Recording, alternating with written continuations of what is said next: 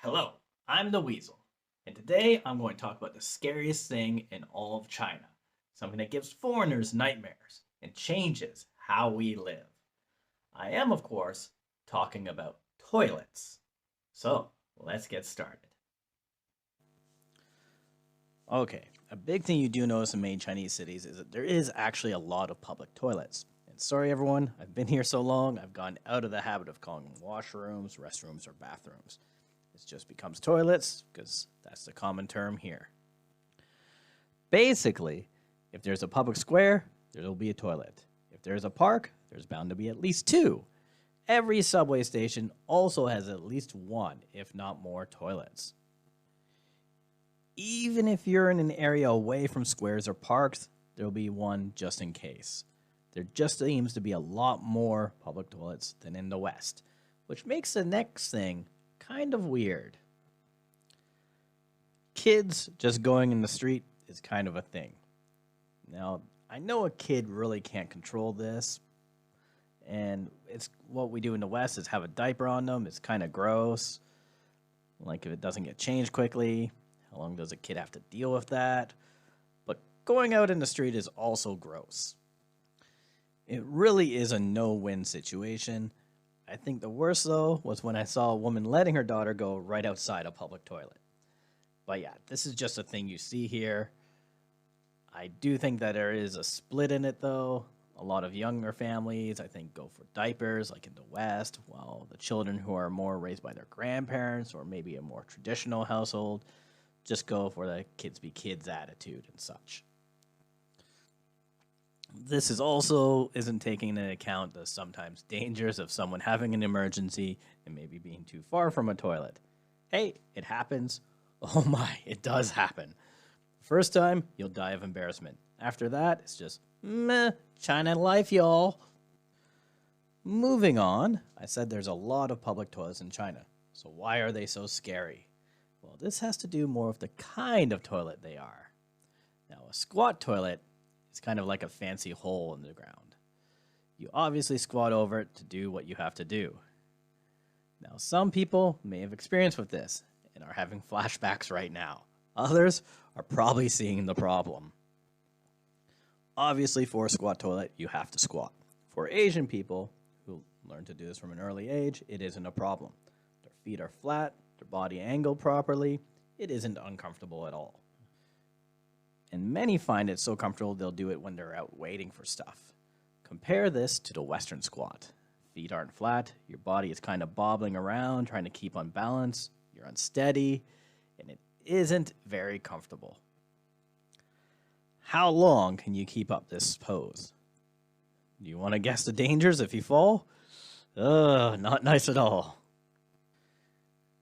Now, Asian people start doing this squat from a young age.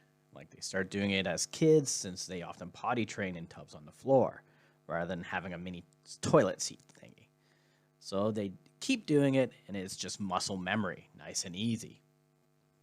Some Westerners can learn to do the Asian squat. For others of us, it's like asking us to do some crazy yoga move. It's like mountain pose, downward facing dog, now Asian squat. It just isn't happening unless you put in a lot of effort into it. And I don't suggest practicing on an actual squat toilet. Which brings me to a problem I have with squat toilets. Remember, it is just a fancy hole in the floor, not a fancy chair with a hole in it. Totally different. You have to watch where you step, or you're going to be in it. You also have to watch what is in your pockets. I full-on lost a camera battery down one when changing in a stall before. It went right down the pipe, which is deep. I was like, screw it. It's not worth going after that. Flashback to what I said about the Western squat being unsteady. When you have to use this, it's not a time you want to be unsteady. I usually have to support myself with a hand on a wall or something. It is not a relaxing time. This leads to another problem with the Western squat in this situation compared to the Asian squat. Aim. I try to avoid using these toys, as you can imagine, but when I do, I have no idea how messy things might get. I'm pretty sure it'll get in the toilet, but we'll be right on the edge or near the drain. What am I supposed to do if it's not in a good spot? And And speaking of messy and embarrassing, you really have to be prepared when you go to a Chinese toilet.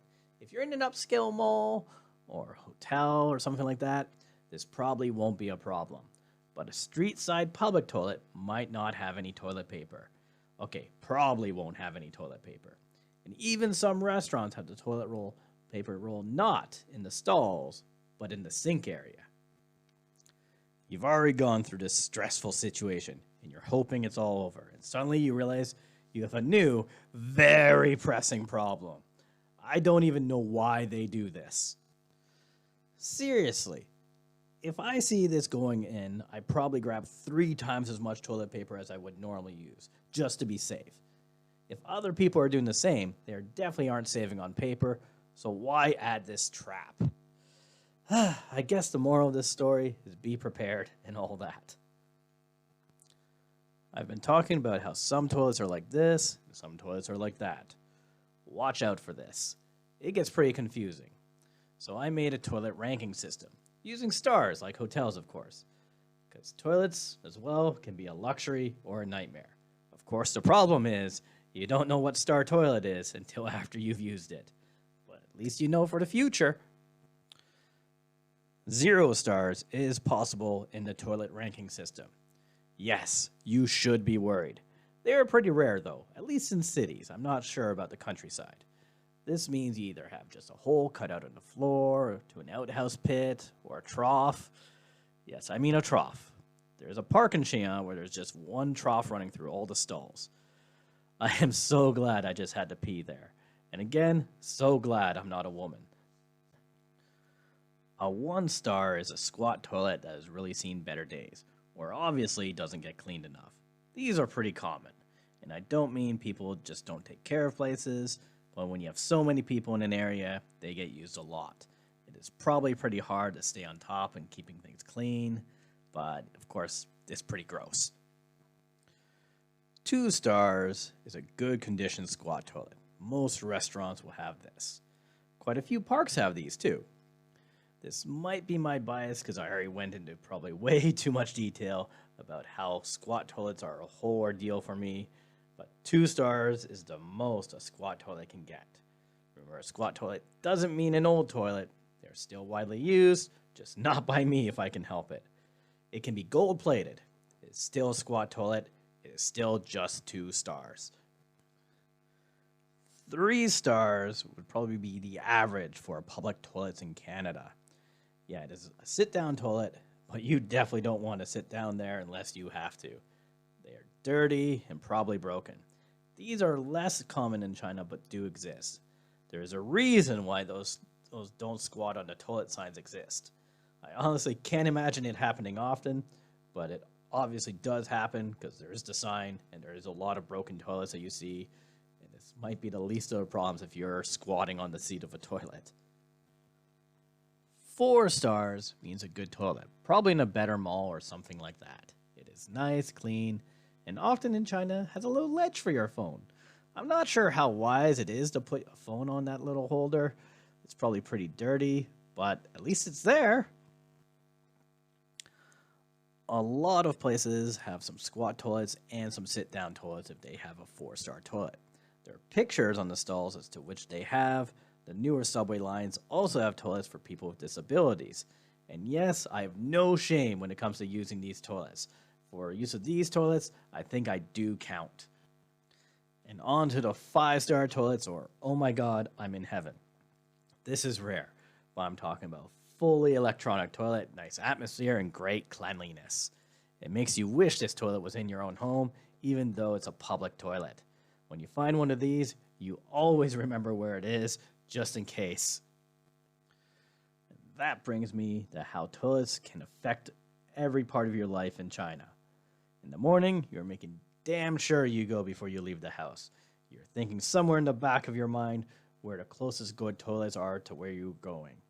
You're thinking, oh, how long will it take me to get there? Should I risk it? Or should I risk a squat toilet? If you don't or can't learn to do the Asian squat, this becomes part of your daily life in China. While we are going on and on about toilet talk, of course I have to mention urinals. Now, urinals don't need to be all that special. Like, it's a pretty simple design. Some newer ones even have privacy dividers, and those are great. I'm not too big on troughs for this, but those do exist in Canada as well, so you can't really point fingers. The problem is how they are used. And you're probably wondering, how can this be a thing? Well, you didn't ask, but here we go. Some people are ridiculously scared of splashback, so they stand over a meter away, and you can probably see how this might cause problems. You know, aim, trailing off, that sort of thing. So yeah, all over the floor and just about everywhere. And you might imagine the smell as well. So to protect themselves, these people make everyone else's life worse. It isn't everyone, but there's definitely more of these people than those who stand on the seat. That said, at least the signs against this tend to be translated into things like, be civilized, stand close.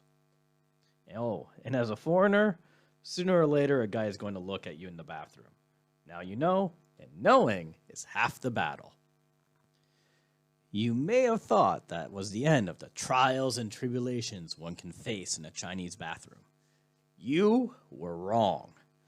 You've done your business. There is one final problem. There will be a sink. There is maybe a 1 in 3 chance that there's a good dryer or even paper towel. And that 1 in 5 chance that there is soap, unless you're in a restaurant or mall. Then it goes up. Why this is, I don't know. But it's the reason most Chinese people carry around wet naps and tissue paper. This is something to be prepared for as well. It's kind of an ew moment. But these days, having hand sanitizer on standby should be more common anyways. And that ends my long rant on the ins and outs of Chinese public toilets. I hope you enjoyed hearing way too much about this subject.